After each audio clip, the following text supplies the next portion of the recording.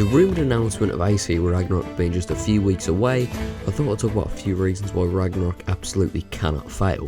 For the community, for Ubisoft, and for the greater franchise. Now the main thing that Ubisoft are going to want out of Ragnarok is money. Well, that was the case with every other game they've released. They are a company after all. I think it's relevant now more than ever. If you didn't know already, Ubisoft made an announcement in October basically saying that the new Ghost Recon game and The Division 2 underperformed, leading them to delay Watch Dogs Legion, Gods and Monsters and Rainbow Six Quarantine. All major releases that would have been out by March that have now been delayed into the next fiscal year. So earliest these games could release in April, and at latest they'll release in March 2021. The reason this is important is that the only game we know for definite is coming out from Ubisoft in 2020 is Assassin's Creed Ragnarok. And with Ubisoft in the state they're in now, they need Ragnarok to succeed more than ever, because the shareholders who keep Ubisoft afloat probably wouldn't be too happy seeing the company have two poor years, one after the other. On top of this, Ubisoft needs good returns on their games to keep making them, and if 2020 isn't a good year for them, then I could definitely see them ramping up microtransactions or rushing out games faster than they usually do just to stay afloat. Now this is by far the biggest yet simplest reason that Ragnarok has to be good, and that's for the greater franchise. For so long now, Assassin's Creed has been fluctuating in quality and it's just been outright unpredictable. And for probably the second time, me, as well as a lot of other fans of the series, have looked at it in its current state thinking it may well be dead. And it's something I thought would never happen again after Origins, but here we are. And if this game isn't good, then the general consensus on the franchise is going to sink even lower and the sales will suffer for it, and by extension, Ubisoft and the overall franchise. The main thing I'm worried about in regards to Ragnarok is its community reception. The Assassin's Creed community has been gradually made more and more divided over the years, up until Odyssey, which was probably a breaking point, which somehow managed to be the most divisive game in the series yet.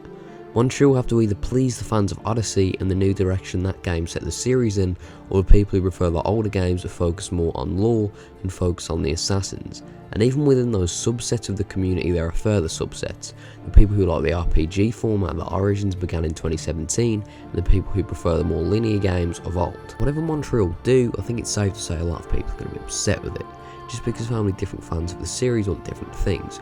Even if Montreal decide to cast the widest net they can and try and please everyone, then they simply couldn't, just because of how many different things different people want out of an Assassin's Creed game at this point. Montreal now have this impossible job of trying to please an incredibly split fan base, and there's a few things that could happen in regards to the game's reception. If the game does end up splitting the fandom even further, which is very possible, that could definitely lead the series down a bad route where the developers don't know who to please or how to do it. As a community member myself, I have to say that I've become more and more disillusioned with the franchise over the better part of a decade. It's been frustrating to see a series that was once one of the best in gaming become synonymous with mediocrity and laziness, with the only real exception to this being Origins.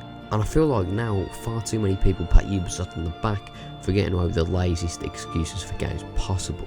And it's a shame because Ubisoft Montreal clearly have a lot of passion for the games they make, and whatever they do, the businessmen of Ubisoft will taint it with scummy business practices and microtransactions that completely disregard the game's potential quality.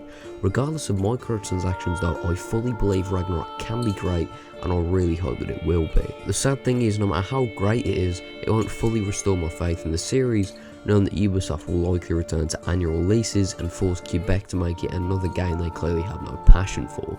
Over the years, we've seen the deep and dense worlds of AC become far more huge at the expense of becoming far more shallow, just as the characters became more lifeless and empty, again all with the exception of Origins, which is a prime example of what a team can do when they really care about a game.